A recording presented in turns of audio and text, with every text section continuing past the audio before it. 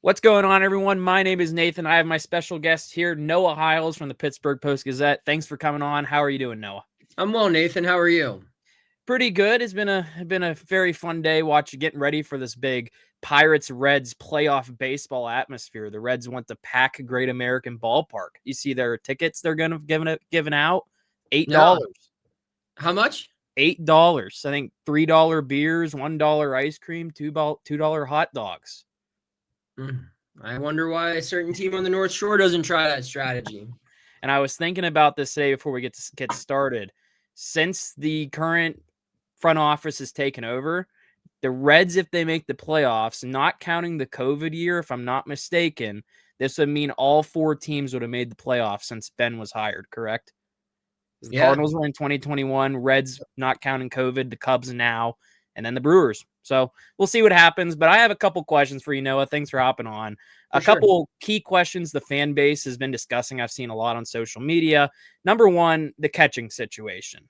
Yeah. So I felt this year, Henry Davis, we were all expecting to take a step forward. He's taken a step forward in the defense. His metrics have looked really good, but he has taken a very big step backwards, not to sound rude or anything towards Henry Davis, but for a 1-1 pick, you probably don't want to see him batting 163 with a 500 OPS. So then his counterpart, Joey Bart, has been a frustrating bat to watch mainly this season. But now his bat's starting to kind of get evened out. He's now hitting 251 with his OPS now over 700 at 704. But his power has taken a drastic dip.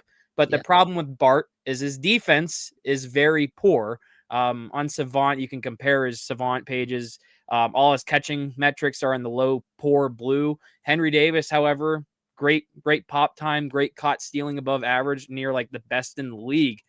I want to know if you know anything, if what the talk is, maybe around like the reporters organization, maybe like how the team feels about what this situation looks like between the two.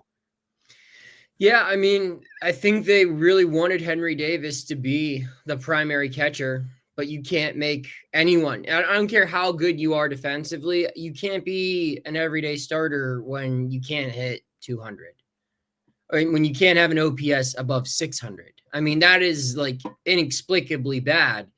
So, with Davis, I'll say this just from conversations I've had with players on the team, especially, guys on the pitching staff, they rave about him and they won't say it publicly, but pretty much every guy in that rotation and in the bullpen, they'd rather have Henry Davis behind the plate than Bart.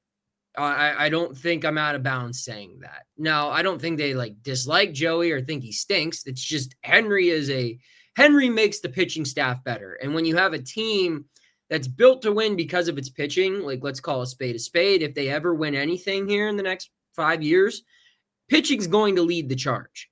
And so because of that, like you have to keep Henry Davis around. He helps the team. And he's probably going to be a guy who is Paul Skeens' career catcher. I wouldn't be shocked if he followed Paul Skeens to wherever he goes next. I think they'll probably pair him with Bubba Chandler as well.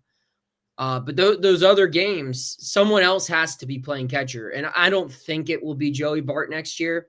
Maybe at the start of the season. I will say, just from conversations with sources, there were teams that were interested in trading for him this year. And even at the start of the season, I heard things in spring training that they were shopping Bart. But I know the Rangers were interested. I know the Reds were interested. And I'm sure other teams are interested as well, especially if you have a primary catcher that is adequate defensively and isn't just a total liability on offense. Joey Bart is an ideal secondary catcher. He's an ideal backup catcher because he hits left-handed pitching really well. So right now, I think the Pirates have two really good backup catchers. And for what you need, one guy who can, you could start against left-handed pitching and get him good at bats, and the other who's really good defensively but can't hit a lick. And that's where I think Rafael Flores comes in here. I think they would like for him to be a guy who can get some at bats, and maybe they carry 3 next year with those 3 until Flores shows if he can or can't be an everyday player in the major leagues. And you can also get Flores at bats at first base against lefties. because they're going to platoon Horowitz with someone. But excuse me, long day. But yeah, that's how I see it unfolding right now. Maybe they make a trade for that position. I know. I mean, there's the speculation that Adley Rushman could be moved, and you never know what's going to be out there. But when I start to think about offseason moves, I just don't anticipate catcher being the first place they go, because they just have so many other big holes to fill right now. And at the very least, I mean, Henry Davis, despite being what is his OPS? It's at 500 right now. 500. This is before the Reds series. He's still he's not replacement level. He's slightly above it. So, and I'm not saying that's good enough, but I'm saying that you pair that with, if Flores can just be a league average hitter next year, that's not a bad duo. And I think that's probably what they're hoping for. Yeah, very briefly, here's Davis's average to OPS plus. So it's a 163 average, 233 OBP, 267 slugging, 500 OPS plus of 40. Joey Bart, however, a 251 average, about 100 points higher, 358 OBP, 345 slugging, OPS plus about 204 points higher at 704, and the OPS plus is at 99. So both of them are, one of them is hovering around league average. The one is, however, way below league average. But what's funny is on Baseball Reference, WAR-wise, Henry Davis is WAR 0.1 more than Joey Bart, right? Probably just because of the defense, I would assume. Yes. But yeah, I agree with the Flores. I was actually going to ask about that as well. We got to see Flores a little bit. I'm hoping he gets to play a little bit more in the Cincinnati and Atlanta series, because I actually kind of want to see a possible bat kind of blossom there, because there were actually some Yankees fans kind of upset that they got rid of him, because I think it's like the whole getting rid of Agustin Ramirez. Another catching prospect goes to the Marlins. I think that's the best case scenario, that he becomes that type of a catcher for the Pirates, at least with the bat. The curiosity with him, however, some people are kind of iffy on his defense. Is that something you see them maybe attacking more so in the spring, have him do some stuff in the offseason? Do you think the plan with Flores is catcher or platoon first baseman with Horowitz? Because I've seen that as well. I think it's very fluid right now. I mean, I think in the short term, next year, yeah, they're probably going to have him bounce back and forth, just because they're going to need to platoon Horowitz with someone. And it makes sense to get this guy at bats. And they brought him in because of his bat. Although, like we saw with Davis, I mean, Henry wasn't a great defensive catcher until he was. So who's to say the same thing can't happen with Flores? He's a bat first guy, but I think the Pirates can develop him into being a better defensive player. They've done that with other catchers. It seems like they've always had at least one solid defensive catcher on their 40-man roster for a long time. So I think they can continue that with him. Yeah, and I know I texted you this. I wasn't going to ask who they trading for, who they signing, but you brought it up. Teams were interested in Joey Bart. Could you see a world where, if Joey Bart is hypothetically moved or non-tendered hypothetically, I'm sure he's probably an option. Could they roll with Henry Davis, Rafael Flores, and we didn't even talk about Endy Rodriguez, but I don't even know if he's really still in the plans. It's kind of up in the air. But could you see a world where it's Henry Davis, Flores as a catcher and first baseman, and they sign some low end or veteran Yasmani Grandal type of catcher again, just to fill that void, or even start over Henry Davis? But at the same time, that would probably be worst case scenario, wouldn't you think? I mean, maybe, or maybe, yeah, you get a Jacob Stallings to come back, or Elias Diaz. I know those are both former Pirates, but just someone on a 1-year deal. I don't think it's out of the realm of possibility. I look around the diamond and I only really see 2 or 3 positions where it's a 1-year deal at this spot doesn't necessarily make sense. I mean, they probably could use multi-year deals in a handful of positions as well, but knowing how this team spends and how it's going to spend, I think that, yeah, you got to get the best 9 players available. And if it means boosting your catcher position by getting a veteran to platoon with Davis / whoever else, I don't know how involved Endy's going to be, just because, I mean, that elbow's really going through it. So I don't know what his catching future holds. But, yeah, I could see it. Okay, so moving on to something more positive. I wanted to bring up Braxton Ashcraft's great 2025. I feel like, Braxton Ashcraft was getting a lot of respect from a lot of Pirates fans, but I feel like once Bubba Chandler came up, Burrows has also been thriving. But Burrows, along with Ashcraft, I feel have been getting lesser hype than Bubba Chandler or like Hunter Barco coming up, just getting the call up at the time of recording this today. But Braxton Ashcraft, I think, is the Pirates Rookie of the Year. In my honest opinion, I know some people might say it's Bubba, but it's Braxton Ashcraft because this guy has been here, but it's like a 1.9 WAR rookie season for him, 2.62 ERA right now in 7 starts, 65 and a third innings. I know he has some injury issues. He's had them in the past in the minor leagues.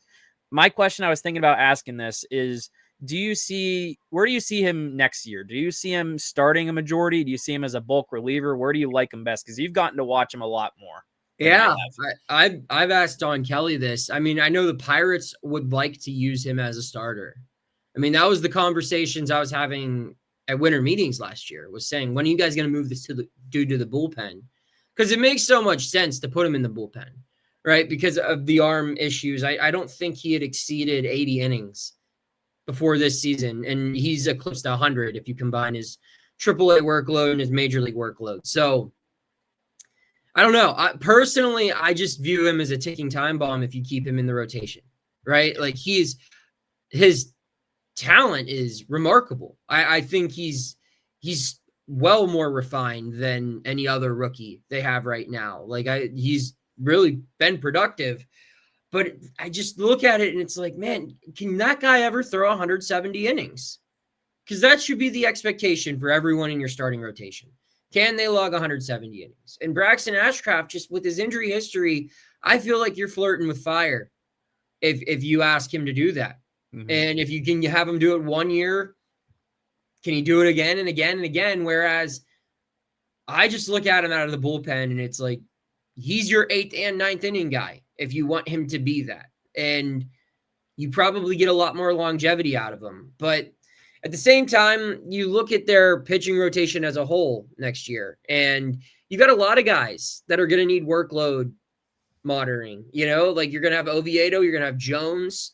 Burrows is probably going to have a little bit of it. Barco, whenever he comes up, he's still under 100 innings on the season, and we'll finish probably like under 105. So you got a lot of guys who haven't had high innings totals. You got a lot of guys who have had injury history. So I think we're going to see a lot more hybrid usage from this staff moving forward. We're going to probably see Braxton bounce back and forth. We're going to see that same thing from Jared Jones maybe, or Carmen, or whoever else. It's going to be more of a covering innings point of view, in my opinion. And I think that makes a lot of sense. And, and if Braxton can stay healthy for a whole nother season, then maybe, yeah, you put him in the rotation moving forward. But I need to see it from a whole major league season. I need him to go back-to-back, because he hasn't really had back-to-back complete health seasons at a high level. Mm-hmm. Like, even in, AAA or whatever, like, it's always been something. So yeah, the talent is, like I said, it's very exciting, but the health is a concern. And I personally would rather use it in moderation so you can ensure that he has a higher likelihood of still being around, rather than, pushing him to his limit and potentially breaking him for good. Yeah, I agree with that. I would like to see him get some more. Well, I'm looking at his last 5 in his game logs right now. He's only hit 5 innings once, and that was on the 28th of August against the Cardinals. 5 2/3 and 3 innings, 4 innings, 3 innings. So it seems like they've been doing that like opener type of role and then go to the bullpen. But then we've also seen him go back-to-back with Bubba Chandler, and then Carmen Majinski's been in there.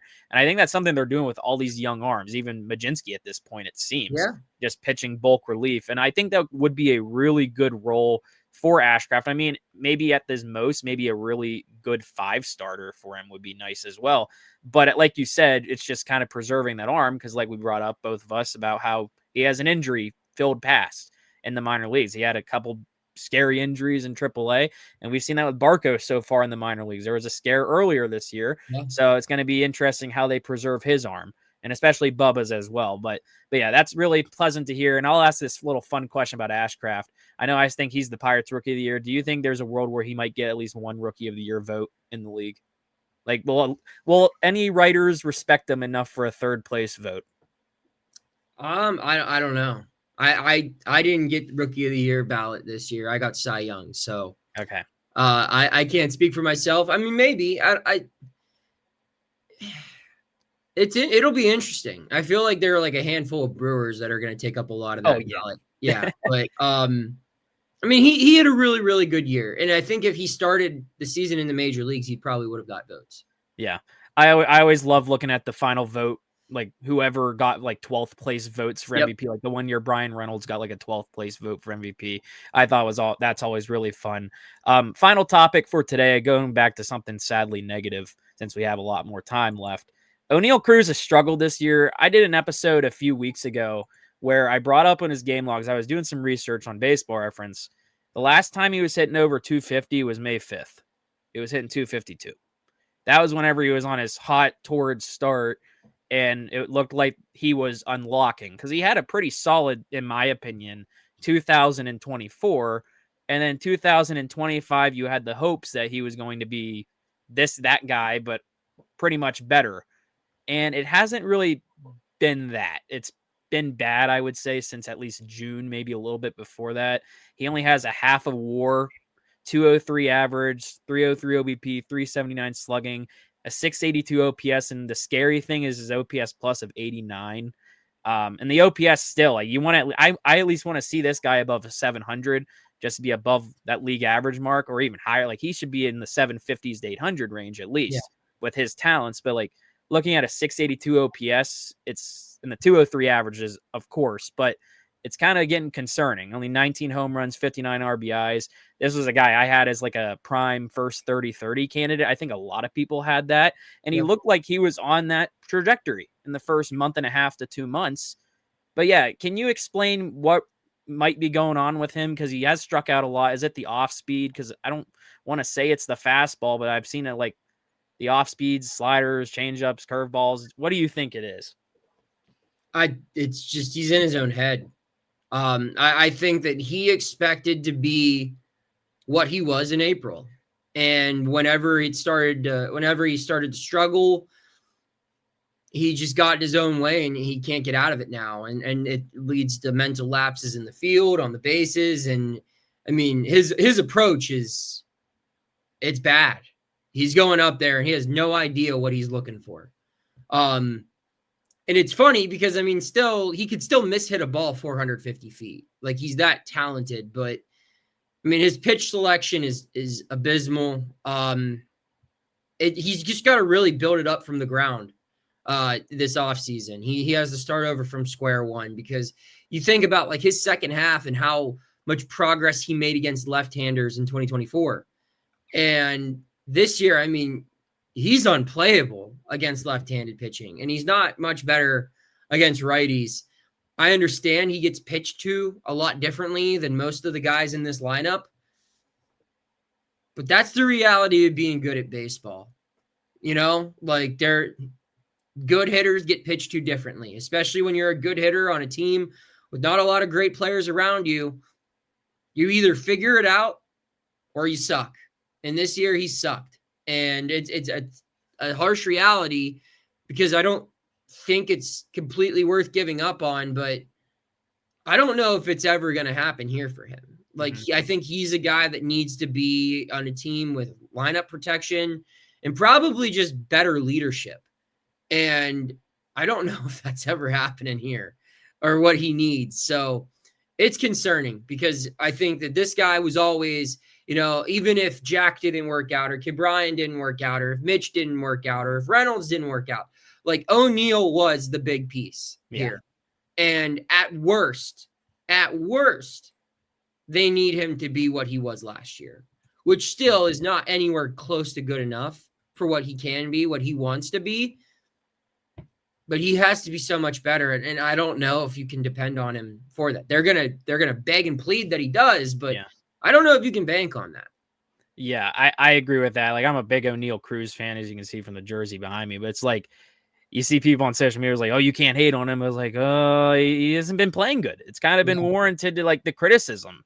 And he's a big talking point on Pirates Twitter, as you've probably seen over this past long season. Yeah. It's a very heavily debatable player. But yeah, he has his warrants for that. And you brought up, I know I wasn't asked like trade questions. No, you're fine. But just hearing you say that, like, is this like next year is that the make or break for Cruz, or is he a possible like that surprising out of nowhere like move this offseason? Like they just move on from him.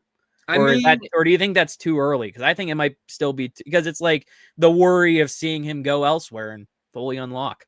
You're getting to a point with this roster is currently constructed. How many more years can you run it back with this whole thing? Right. Yeah.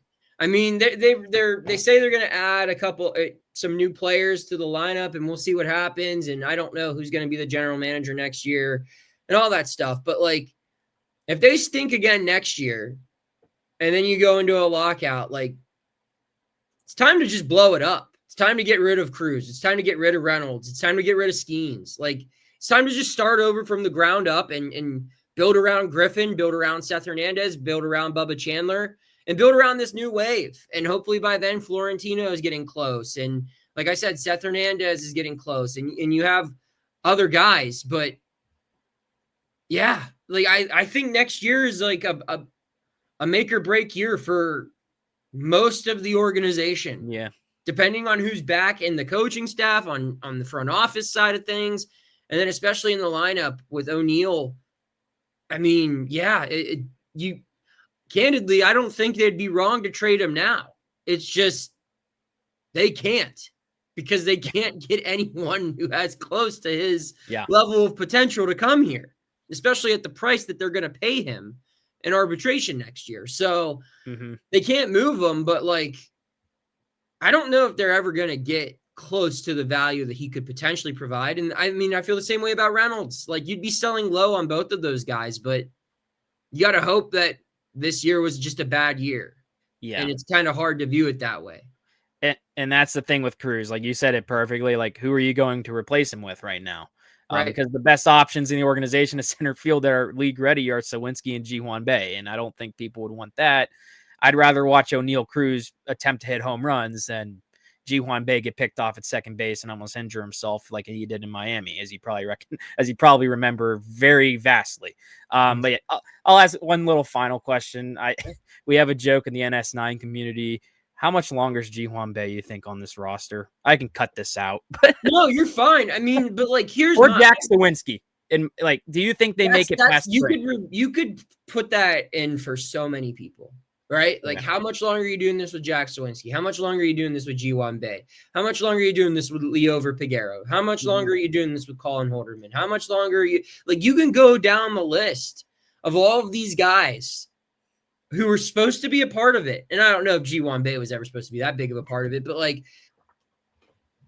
it's time. Like, they need like, 10 new players. And I'm not saying, like, 10 everyday players, but, like, you can't just keep playing these same members of the 40 man. Yeah. Something else. Yes. It's got to be a lot different next year. Yeah. Because I made an episode a couple months ago saying 3 players that is like, why are they still like, what are we doing? The 3 exact first names you said, Sawinski, Bae, and Piguero were the 3 names I named, because every time Piguero is up, he sits on the bench. Every time Bae's up, he sits on the bench. And if he plays, he usually strikes out a lot. Or gets picked off, like I said, jokingly, but literally. And then Jack Sawinski, I don't think he's ever hitting the 26 home runs ever again. Sadly, but it kind of sucks. But yeah, that was a fun one. We ended it on some negativity, but what do you have to do? We're Pirates fans. Yeah. But yeah, Noah, let us know where we can find you. In Brookline? No, I'm just kidding. On X @ Noah Hiles. You can read all of my work at post-gazette.com. Okay, sweet. Well, thank you all for watching. My name is Nathan. Make sure to subscribe to the channel, leave a like, and comment down below some of your thoughts. I'll see you next time. Have a good one.